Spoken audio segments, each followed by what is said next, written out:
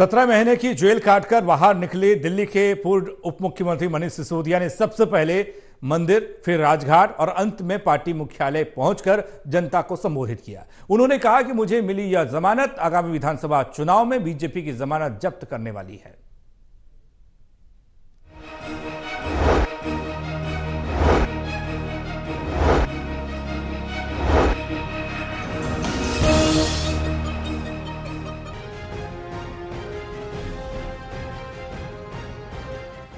राष्ट्रीय राजधानी दिल्ली की सियासत बीते कई महीनों से चरमराई हुई है, जहां एक तरफ पार्टी के मुखिया और दिल्ली के सीएम कथित शराब घोटाला मामले में तिहाड़ जेल में बंद हैं, वहीं पिछले 17 महीने से जेल में बंद दिल्ली के पूर्व उप मुख्यमंत्री मनीष सिसोदिया को शुक्रवार को सुप्रीम कोर्ट से बड़ी राहत मिली है, जिससे 10 लाख के बेल बॉन्ड पर और तमाम अन्य शर्तों के बाद मनीष सिसोदिया को जमानत मिल गई, जिसके बाद से देश भर समेत राजधानी दिल्ली में आम आदमी पार्टी के कार्यकर्ताओं और नेताओं में एक खुशी की लहर देखने को मिली है।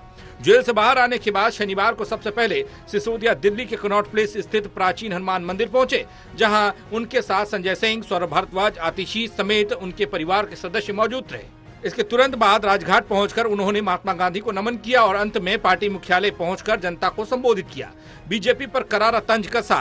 वहीं मनीष सिसोदिया के बाहर आने पर पर्यावरण मंत्री गोपाल राय ने कहा कि इसी तरह केजरीवाल भी जल्द जेल से बाहर आएंगे। अरे दिल्ली के लोगों ने तो प्रचंड बहुमत से आम आदमी पार्टी की अरविंद केजरीवाल जी के नेतृत्व में सरकार बनाई।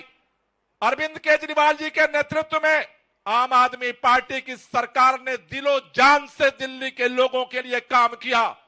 इन सारे षड्यंत्रों के बावजूद 17 महीने से मनीष सिसोदिया जी को जेल में रहने के बावजूद, मार्च से अरविंद केजरीवाल के जेल में रहने के बावजूद, सारे षड्यंत्रों के बावजूद अगर दिल्ली के अरविंद केजरीवाल की सरकार के काम को एक तराजू पर रखोगे, जेल के बावजूद भी केजरीवाल का काम तुम पे भारी पड़ेगा, उसका मुकाबला तुम नहीं कर सकते।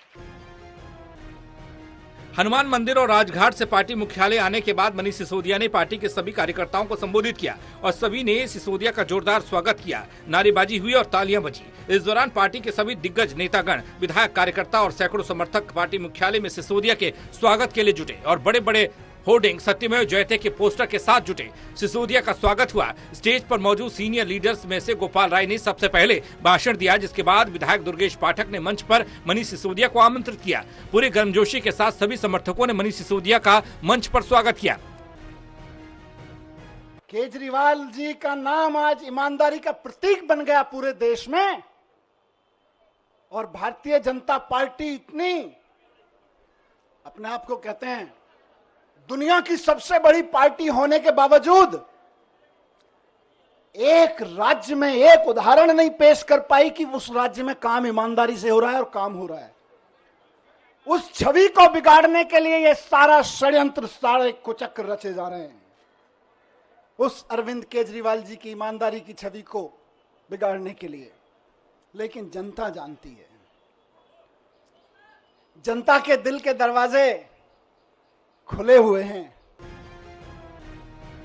अपने भाषण में उन्होंने पूरी ऊर्जा के साथ अपने साथियों और कार्यकर्ताओं का मनोबल बढ़ाया और कहा कि मैंने सबके लिए बजरंगबली के चरणों में प्रार्थना लगाई है और बजरंगबली ने मुझे आशीर्वाद दिया। जैसे बजरंगबली जी का मेरे ऊपर आशीर्वाद है, वैसे अरविंद केजरीवाल के ऊपर भी आशीर्वाद बनेगा और बजरंगबली उन पर भी जल्द कृपा करेंगे। और अंत में उन्होंने दिल्ली विधानसभा चुनाव में बीजेपी की जमानत जब्त जैसी बड़ी बात कहते हुए तानाशाही को खत्म करने की बात कही और अपने भाषण को विराम दिया। Vishal Singh, Delhi, total news.